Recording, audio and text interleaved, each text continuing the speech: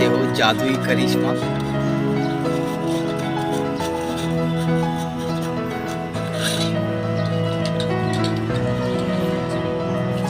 चकचकीत आणि मागची आणि पुढची बाजू एकदा दाखवा दादा।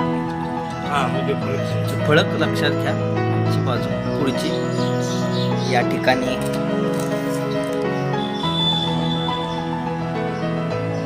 ताम्र पितळी कॉपर ब्रास क्लीनर रिझल्ट